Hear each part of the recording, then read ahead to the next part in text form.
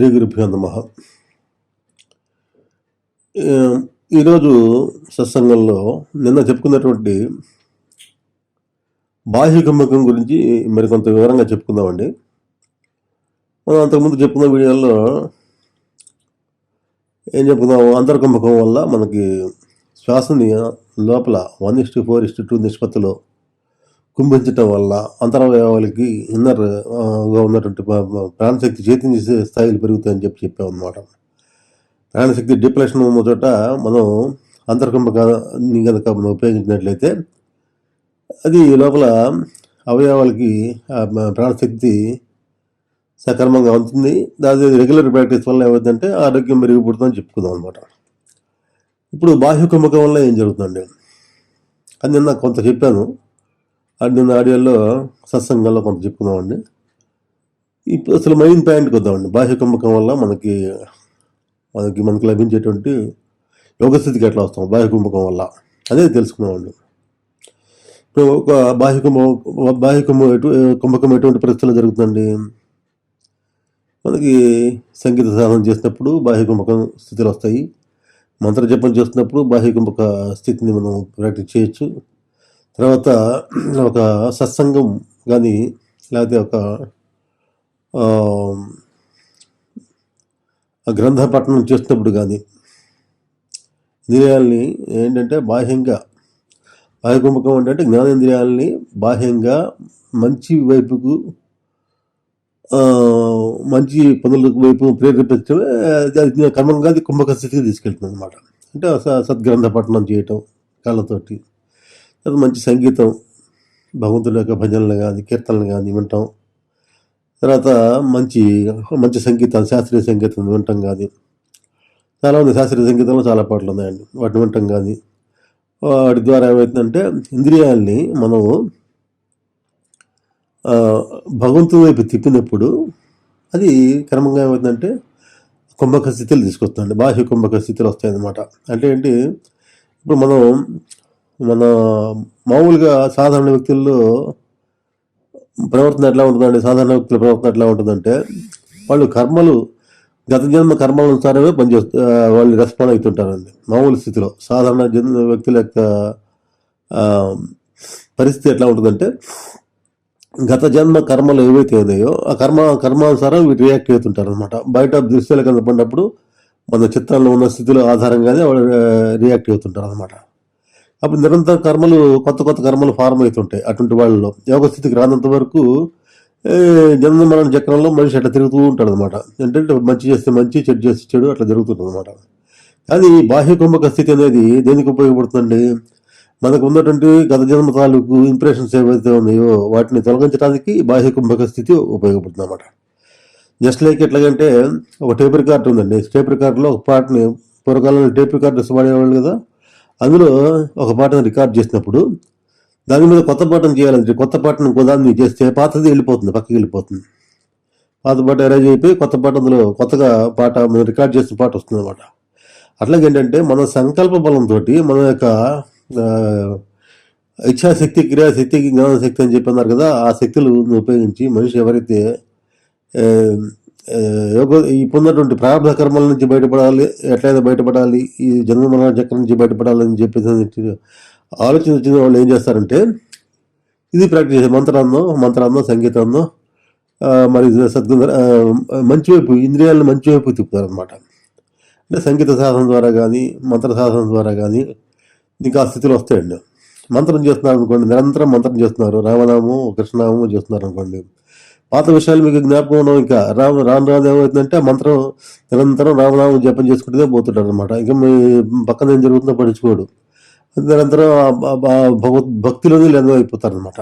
అట్లా నామ జపం ద్వారా కానీ మంత్ర జపం వల్ల కానీ దాని ద్వారా కానీ లేకపోతే సంగీత సాధన వల్ల కానీ, సంగీతంలో చెప్పాను కదా పై రకరకాల శృతులు ఉంటాయని, శృతులు రాగాలు తర్వాత లయాలు, శృతి లయ కలిపి రకరకాల రాగాలు, శృతి లయాలతోటి రకరకాల రాగాలు రాగిణులు ఉన్నాయన్నమాట. కొన్ని ఆనందాన్ని కలిగజేసే సంగీత ధ్వనులు ఉన్నాయి, సంగీత స్వరాలు ఉన్నాయి. అట్లాగే కొన్ని దుఃఖాన్ని కలిగజేసేటువంటి సంగీత ధ్వనులు కూడా ఉన్నాయి, కొన్ని భయాన్ని కలిపే ఉంటాయి. అంటే శబ్దంలో అన్ని రకాల అనుభూతులు ఉంటాయండి. శబ్దం అంటే అది చైతన్య స్వరూపం అనండి శబ్దం అంటే. శబ్దం నుండి యూనివర్స్ వచ్చింది మొత్తం. అంటే ప్రాణశక్తి యొక్క చైతన్య స్వరూపమే యూనివర్స్గా మారి ఇట్లా రకరకాల స్థాయిల్లో అనమాట. ఈ ఈ 3 డైమెన్షన్ వరల్డ్ మనం ఉండేది. ఇది ఇది దాటితే 4th డైమెన్షన్, 5th, 6th అట్లా రకరకాల ప్రాణశక్తి స్థాయిలు మారుతున్న కొద్దీ, మన డైమెన్షన్స్ మారుతున్న కొద్దీ అక్కడ ఉన్నటువంటి పరిస్థితులు అక్కడ అవి కూడా మారుతుంటాయి అనమాట. టైం అండ్ టైం అనమాట. టైం అనేది మారుతాం. టైం అండ్ ప్లేస్, స్పేస్ రెండు మారుతాయి అనమాట. కాబట్టి డైమెన్షన్ మారుతున్న కొద్దీ మనం చూసేటువంటి వ్యక్తి ప్రపంచం ఉండదండి, వేరే ప్రపంచం ఉంటుంది. ఇప్పుడు సపోజ్ మన కంటికి కనపడిన సూక్ష్మ ప్రపంచం కూడా ఉంది, అందరు నమ్ముతారు అది. ఇప్పుడు రేడియో వేవ్స్ కానీ, టీవీ వేవ్స్ కానీ, ఇవన్నీ ఎట్లా మన కంటికి కనపడతాయి ఇవన్నీ. మరి ఇంట్లో టీవీ ఆన్ చేయగానే అందులో పిక్చర్స్ వస్తున్నాయి. అలాగే ఈ మామూలుగా సెల్ ఫోన్లో మనం పంపుతున్నాము, మాటలు మాట్లాడుతున్నాము, అవతలందరికీ ఇక్కడ ఉన్న వాళ్ళు కూడా వినపడతాయి. ఎట్లా వినపడుతున్నాయి ఇవన్నీ అంటే శూన్యంలో మన కంటికి కనపడినటువంటి శక్తులు ఉన్నాయన్నమాట. శూన్యంగా ఉండదు అన్నమాట. శూన్యం శక్తితోటి కూడి ఉంటుంది అన్నమాట. కాబట్టి ఆ శూన్య స్థితిని కూడా, అంత శూన్య స్థితికి మనసు పోయినప్పుడు మనసు ఏంటంటే డైమెన్షన్ మారుతుంది. ఇప్పుడున్న డైమెన్షన్ ఏంటంటే 3 డైమెన్షన్ అనమాట. 3 డైమెన్షన్ వరల్డ్లో ఉన్నాం. ఇందులో పొడవు, వెడల్పు, ఎత్తు 3 ఉంటాయి. ఇందులో ఆ 3 కూడా 3 డైమెన్షన్ వరల్డ్ అనమాట. అది ఇంక 4th డైమెన్షన్లో టైం ట్రావెల్ కూడా ఉంటుందని చెప్పాము. 5th డైమెన్షన్లో ఇంకా రకరకాల శక్తులు వస్తాయి. అట్లా 5th, 6th, 7th అట్లా భగవంతుడు 11th డైమెన్షన్లో ఉంటాడని చెప్పాను అనమాట. అంటే అన్నిటికంటే పై స్థాయిలో భగవంతుడు ఉంటాడు అనమాట. ఆ భగవంతుడు చేరుకోవడానికి మన యొక్క మానసిక స్థాయి సూక్ష్మం కావాలి. సూక్ష్మ స్థాయిలో ఇప్పుడున్న 3 డైమెన్షన్లో భగవంతుడు కనపడ్డాడు మనకి. అంత సూక్ష్మ స్థాయిలో మరి భగవంతుడు కనపడాలంటే మన మనసు కూడా సూక్ష్మం కావాలి. సూక్ష్మ స్థాయిలోకి వెళ్ళాలన్నమాట. సూక్ష్మ స్థాయిలోకి వెళ్ళాలంటే మనం సూక్ష్మ స్థాయిలో దర్శించగలిగేటువంటి ఆ శక్తిని సంపాదించాలి. మనం సూక్ష్మ స్థాయి, మన మనసు కూడా సూక్ష్మ స్థాయికి వెళ్ళాలి. ప్రాణశక్తి సూక్ష్మ స్థాయికి వెళ్ళాలి, మనసు కూడా సూక్ష్మ స్థాయికి వెళ్ళాలి. కాబట్టి అంత సూక్ష్మ స్థాయిలోకి వెళ్లకుండా అడ్డుకునేది ఏంటండి? మన యొక్క సంస్కారాలే అడ్డుకుంటున్నాయి. మన యొక్క సంస్కారాలు, చిత్త సంస్కారాలు ఏవైతే అడ్డుకుంటున్నాయి అనమాట. కాబట్టి చిత్త సంస్కారాలకి వ్యతిరేకంగా మనం అంటే వాటిని అధిగమించి మనం యోగ స్థితిలోకి వెళ్ళాలంటే ఈ మంత్రం కానీ, సంగీత సాధన కానీ, సత్సంగం అంటే మామూలుగా సత్సంగం కానీ, మంచి పుస్తకాలు చదవటం కానీ ఇవన్నీ ఉపయోగపడుతుంది అనమాట. ఎందుకని మంచి పుస్తకాలు చదువుతున్నప్పుడు, మంచి సాహిత్యం చదువుతున్నప్పుడు మనసులో డౌన్ఫాల్ కాదనమాట. అంటే మన ధర్మాన్ని అనుసరించి ఉంటుంది. తర్వాత మనకి నిజ జీవితంలో ఏం వచ్చినా, కష్ట నష్టాలు వచ్చినా కూడా మనం తట్టుకునే కెపాసిటీ వస్తుంటాం. సద్గ్రంథాలు చదవటం వల్ల, తర్వాత ఈ సత్సాహిత్యాలు చదవటం వల్ల, సత్సంగాల్లో పాల్గొనడం వల్ల కానీ ఇవన్నీ ఏమవుతుందంటే మనసు ఏమవుతుందంటే బాహ్యంగా అంటే భూతకాలం, భవిష్యత్ కాలం రెండు ఆలోచించడం అనేసి వర్తమాన కాలంలో ఉంటుంది అనేది తెలుసుకుంటుంది అనమాట. నామజపం చేస్తున్నాం అనుకోండి, మనం మంత్ర జపం కదా చేస్తున్నాం అనుకోండి, భవిష్యత్ కాలం గుర్తుండదు, పాస్ట్ గుర్తుపెట్టుకోం మనం. మంత్ర జపం మీద మనసు పెడతాం అనమాట. అంటే వర్తమానంలో ఉంటుంది అనమాట. కాబట్టి ఇవన్నీ ఏంటంటే, ఈ మంత్ర జపం కానీ ఇవన్నీ ఏంటంటే నాకు పాత జన్మజన్మల సంస్కారాలు ఏవైతే ఉన్నాయో వాటన్నింటిని తుడిచేయడానికి ఇవన్నీ ఈ సాధనలో ఉపయోగపడతాయి. ప్రజెంట్లో ఉంటాం అనేది అంటే వర్తమానంలో ఉంటాం అనేది, తర్వాత బాహ్య కుంభక స్థితులు తెచ్చేటువంటి సాధనలు, సంగీత సాధనలు కానీ, మంత్ర సాధనలు కానీ, తర్వాత ఇంద్రియాలని మంచి భగవంతుడు తిప్పటం కానీ ఇవన్నీ ఏంటంటే మీకు చక్కటి అంటే పాత సంస్కారాలను వదిలించుకోవడానికి ఉపయోగపడతాయి. జన్మజన్మల సంస్కారాల్లో నువ్వు వదిలించుకోవడానికి సహాయపడతాను అనమాట. ఇది తప్పు శాస్త్రాలు ఏం చెబుతాయి, ఏది తప్పు ఏది మంచి చెడు విశేషణ ధర్మం అంటే ఏంటని చెప్తాయి అనమాట. అందువల్ల ఏంటి, జీవితంలో వచ్చేటట్టుగా మనం వాటిని సమస్యల్ని మనం జాగ్రత్తగా ఫేస్ చేయటం అన్నీ అర్థమవుతాయి అనమాట. అట్లాగే మనం సంగీత సాధన చేస్తున్నాం అనుకోండి, మనకి ఇష్టమైన రాగరాగాలను తీసుకొని చేస్తున్నాం అనుకోండి, నిరంతర పాట పాడుకుంటూ మనసులో అదే పాట రిపీట్ అవుతూ ఉంటుంది అనమాట. అంటే తాత్కాలికంగా మనం ఏం చేస్తాం, మన యొక్క సహజ స్వభావం ఏదైతే ఉందో, పర్సనాలిటీ ఏదైతే ఉందో, పాత చిత్తం తాలూకు అనమాట, జన్మజన్మాల తాలూకు సంస్కారాన్ని మీద ఏ సంస్కారంతో పుట్టామో ఆ సంస్కారం ఎరేజ్ వెళ్ళిపోతుంటుంది. ఎందుకని జస్ట్ లైక్ టేప్ రికార్డర్ లాగా. ఇప్పుడు పాత పాటను తీసేయాలంటే కొత్త పాట అందులో రికార్డ్ చేయాలి. కొత్త పాట ఎట్లా ఉండాలి, మంచిగా చేసామనుకోండి, మంచి పాట చేసేందుకు మంచి పాట మళ్ళీ మామూలుగా వస్తుంది. అంతకుముందు ఉన్నటువంటి డిస్టర్బెన్సెస్ అన్ని జీవితంలో, అంతకుముందు ఉన్నటువంటి కష్ట నష్టాలన్నింటినీ ఉంటాయి. అవన్నీ జరిగిపోతే మనకు తెలియకుండా గడిచిపోతుంటాయి అనమాట. మన దృష్టి దేని మీద ఉంటుంది, వర్తమానంలో ఉంటుంది. కాబట్టి ఇప్పుడు మనం రికార్డ్ చేసేటటువంటి ఆ నామం మీదో లేకపోతే సంగీతం దీని మీద ఉంటుంది కాబట్టి మనకేమవుతుంది, ఉన్నతమైన ప్రజ్ఞాస్థితులు ఏర్పడతాయి అనమాట. చిత్తం ద్వారా ఏంటంటే లోయర్ అనమాట, స్వార్థంతో కూడినటువంటి తర్వాత చిత్తంలో ఉన్న సంస్కారాల కారణంగా నిస్వార్థం అనేది దృష్టి అనేది ఏర్పడదు అనమాట. సత్వస్థితి అనేది రాదు. ఎందుకని చిత్తంలో సంస్కారాలు జన్మజన్మల నుంచి రకరకాల అరిషడ్వరానికి లోనే మనం లోపల చిత్తంలో సంస్కారాలని మనం లోపల ఇచ్చేస్తుంటాం. అట్లాగే అందులో స్వార్థం ఉంటుంది, తర్వాత రకరకాల రాగద్వేషాలు ఇవన్నీ ఉంటాయి అన్నమాట. కాబట్టి చిత్త సంస్కారాలు ఎప్పుడైతే యాక్టివేట్ అవుతాయో నీకు మళ్ళీ పాత వ్యక్తిత్వం ఉంటుంది. అట్లా కాకుండా చిత్త సంస్కారాలను యాక్టివేట్ చేయకుండా మనం ఈ బాహ్యకంబక సాధనలు అంటే ఈ మంత్ర జపం కానీ లేకపోతే సంగీత సాధనలు కానీ చక్కగా సత్సంగాలకి అటెండ్ కావటం కానీ మాట్లాడటం కానీ సత్సంగాలను వినటం ద్వారా జ్ఞానేంద్రియాలు దేనికి ఉపయోగించాలని మంచికి ఉపయోగించాలన్నమాట. అంటే మంచికి ఉపయోగించేటువంటి కొత్త ఇప్పుడు మామూలుగా వాటి అలవాటు ఏంటి, మనకి ఆల్రెడీ మన సంస్కారాలు ఏవైతే అలవాట్లు ఏవైతే దాన్ని పట్టుకొని వేలాడుతుంటాయి ఇంద్రియాలు ఎప్పుడు కూడా. అలవాట్లకి ఇంకా దురలవాట్లు అనుకోండి ఇంకొంచెం పెంచి ఇంకా దాని నుంచి బయటికి రాలేదు మనం. ఆ అలవాట్ల నుంచి బయటికి రావాలంటే మంచి సంస్కారాలు అలవాటు చేయడానికి ఈ బాహ్యకుంభకం అంటే శబ్దం ద్వారా శబ్దం ద్వారా కానీ కళ్ళ ద్వారా కానీ తర్వాత చెవుల ద్వారా కానీ మనం జ్ఞానేంద్రియాల ద్వారా కర్మేంద్రియాల ద్వారా మనం చేసే పనులు మంచి వైపుకు వెళ్ళే అనుకోండి, మంచి సంస్కారాలను మనం అలవాటు చేసాం అనుకోండి. అంటే మామూలుగా ఒక బ్యాడ్ మనకు అలవాట్లు పోగొట్టుకోవాలంటే మంచి అలవాట్లు చేసుకోవాలన్నమాట. మంచి అలవాట్లు చేసుకోవాలంటే మన ప్రయత్నపూర్వకంగా మనం ఏం చేయాలి, సాధన చేయాల్సి ఉంటుంది. సాధన దేనివల్ల జరుగుతుందండి, ఈ సాధన ఎక్కువ మన బాహ్యంగా ఏంటంటే బాహ్యమైన సాధన ఏంటంటే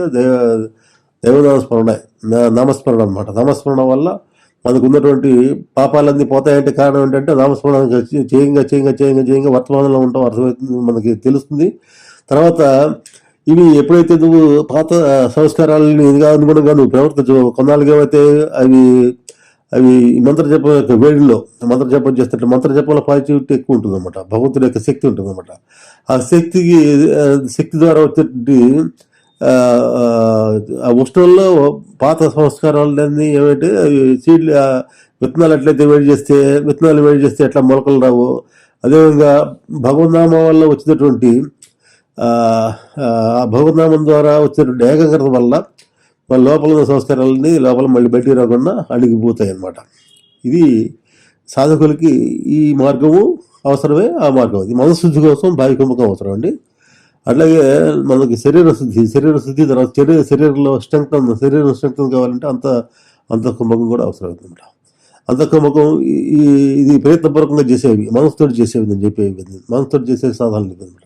వీడి సాధనలే విజ్ఞాన భైరవతంత్రంలో రకరకాలుగా చెప్తారు అనమాట. ఇవన్నీ విజ్ఞాన భైరవతంత్రంలో మనసుతోటి చేసేటువంటి సాధనలు ఏవైతుందో మనసుతోటి ఈ రకంగా మొదలుపెట్టి మనం అద్వైత స్థాయికి ఎట్లా ఎదగాలనేది చెప్తాయన్నమాట. అట్లాగే కేవల కుంభక స్థితుల గురించి కూడా కుంభకాల్లో ఇప్పుడు చెప్పాను. బాహ్య కుంభకం ఒకటి, బాహ్య కుంభకం వల్ల ఉపయోగాలు చెప్పాను, అట్లా అంతఃకుంభకం వల్ల ఉపయోగాలు చెప్పాను. ఇట్లా కాకుండా కేవల కుంభకం అని ఒకటి ఉందండి. కేవల కుంభకం అంటే నీ అప్రయత్నంగా అసలు శ్వాస అవసరం ఉన్నది లేదు సాధనలు అనమాట. శ్వాస తీసుకోవటం పెంచడం చాలా తక్కువ స్థాయిలో ఉంటుంది అనమాట. ఆ కేవల కుంభక స్థితిలో అసలు నిలుగు కూడా ఉంటుంది అనమాట. కేవల కుంభకం అంటే అసలు ఏమి ఉండదు, శ్వాస స్టాండ్ అయిపోతుంది అనమాట. అంటే శరీరం పూర్తిగా శక్తితో నిండిపోయినప్పుడు కేవల కుంభక స్థితి అనేది వస్తుంది అనమాట. కేవల కుంభక స్థితి ఎప్పుడు ఏ పరిస్థితిలో వస్తుంది, దానికి మరి ఇంద్రియాలని మన ఏ రకంగా దాన్ని ఇంద్రియ శక్తుల్ని ఏ రకంగా వాడుకోవాలి, ఏ రకంగా మనం ఇంద్రియ శక్తుల్ని మనం అటువైపు మళ్ళిస్తే కేవల కుంభక స్థితిలో వస్తాయి. అది మనకు తెలియకుండా కేవల కుంభక స్థితిలో ఆ స్థితిని అందరూ అనుభవిస్తారండి, కానీ మనకు తెలియకుండా జరుగుతుంది. అది తెలుసుకొని ఏ రకంగా సాధన చేయాలి. దాని పూర్వీకులు చాలా దాన్ని రీసెర్చ్ చేసేసి మనకు నిత్య జీవితంలో మన దేవతారాధనలోనే అవన్నీ విధానాలను ప్రవేశపెట్టారండి. అది ఎట్లా ప్రవేశపెట్టారు, ఏ రకంగా కేవల కుంభక స్థితులు వస్తాయి, మరి ఇంద్రియాలని మనం ఏ రకంగా దాన్ని ఇంద్రియ సంయమనం అనేది ఎట్లా చేసుకోవాలి, కేవల కుంభక స్థితిని డెవలప్ చేసుకోవాలంటే మనం ఏ రకంగా సాధన చేయాలి, అదే రేపు మనం ఆదివారం సత్సంగాలు చెప్పుకుందామండి. ఇది అందరూ జాగ్రత్తగా ఉందండి, అందరికి పనికి వచ్చేటువంటి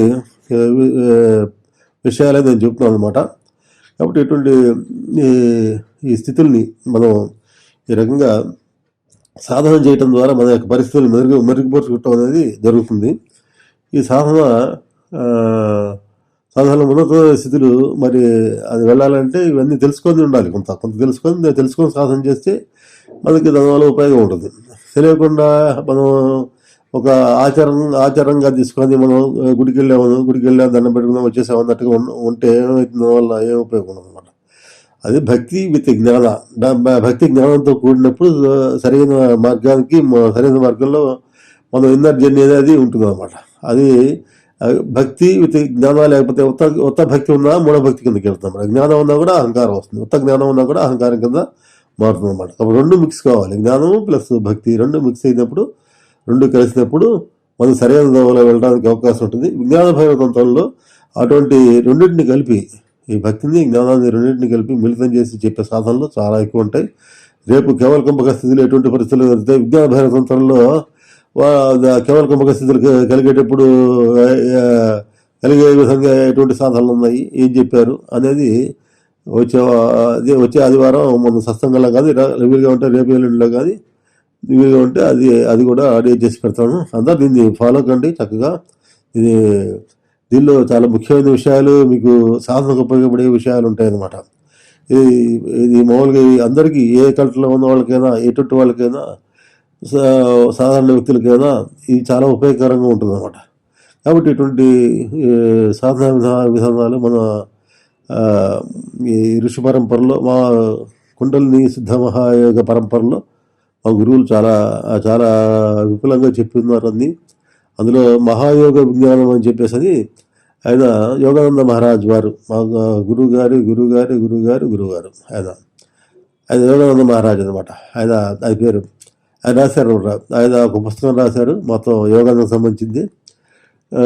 ఆ పుస్తకంలో అన్ని రకాల, అసలు స్టార్టింగ్ నుంచి అసలు మనిషి ఎటువంటి సాధనలు చేసి ఎట్లా ధరిస్తాడు, సాధనలో రహస్యాలు ఏంటి, గురువు ఎట్లా ఉండాలి, శిష్యుడు ఎట్లా ఉండాలి, సాధనలో వచ్చేటంటే అనుభవాలు ఏంటి, ఇవన్నీ కూడా ఆయన చక్కగా గ్రంథస్థం చేశారు. దేన్ని బేస్ చేసుకుని ఉపనిషత్తులు, తర్వాత భారత భాగవతాలని, తర్వాత మన యొక్క పూర్వీకులు రాస్తున్న సాహిత్యాన్ని ఆధారంగా ఆయన పుస్తకాన్ని, అంటే ప్రామాణిక గ్రంథం అనమాట అది. అంటే ఆయన ఎట్లా రాస్తాడంటే భారత భాగవతాల్లో, రామాయణంలో కానీ ఉపనిషత్తుల్లో ఉన్నటువంటి శ్లోకాలని ఆజిగా తీసుకొని వాటి యొక్క తాత్పర్యం రాసుకుంటుంది. దాన్ని ఒక చోట క్రమబద్ధీకరించి దాన్ని సాధనకు అనుకూలంగా సాధకుడు తెలుసుకోవడానికి వీలుగా అన్నింటినీ ఒక చోట చేర్చి దాన్ని కూర్పు చేసి పెట్టాడు అనమాట. అది మహాయోగ విజ్ఞానం, దాని పేరు మహాయోగ విజ్ఞానం అనమాట. దాన్ని నేను ఏం చేశానంటే తెలుగులో సిద్ధ మహాయోగం అనే పేరుతోటి, అందులో అంతా కాదు కొంత ముఖ్యమైన పాయింట్లు తీసుకొని నేను దాదాపు 15 సంవత్సరాల క్రితం అది తెలుగులో రాసేదండి. 2008 సంవత్సరాలు అనమాట సిద్ధ మహాయోగము. అదే పుస్తకం మా గురువుగారి ప్రేరణతో అది తెలుగులోకి అనువాదం చేసుకున్నాము. అది ప్రింట్ అయింది. అది నేను ఇందులో మన ఈ ఛానల్లో ప్లేలిస్ట్లో ఉంది చూడండి, సిద్ధ మహాయోగం. దానికి ఏంటంటే కొన్ని మామూలుగా బుక్ ట్రస్ట్ వాళ్ళు దాన్ని తీసుకొని అది పుస్తకం అందరికి చేరాలనే ఉద్దేశంతో వాళ్ళు ఆడియో చేసి పెట్టారనమాట. వేరే వాళ్ళు వచ్చింది, అందులో ముఖ్యమైన పాయింట్లు తీసుకొని ఎపిసోడ్స్గా 30 ఎపిసోడ్తో 32 ఎపిసోడ్లతో ఉంటుంది మొత్తం. అది ముఖ్యమైన పాయింట్లు చెప్పారు. అది మీరు అందరూ చదివితే చాలా విషయాలు తెలుస్తాయి. కాబట్టి అందరూ ఈ ఛానల్ని ఇంతవరకు ఎవరైనా సబ్స్క్రైబ్ చేసుకోకపోయినా సబ్స్క్రైబ్ చేసుకోండి. ఇందులో చాలా ముఖ్యమైన సాధన పనికి వచ్చేటటువంటి విషయాలనే చెబుతుంటాము. కాబట్టి ఇవి మీకు చాలా ఉపయోగకరంగా ఉంటాయి. మీరందరూ మరి దీన్ని సాధన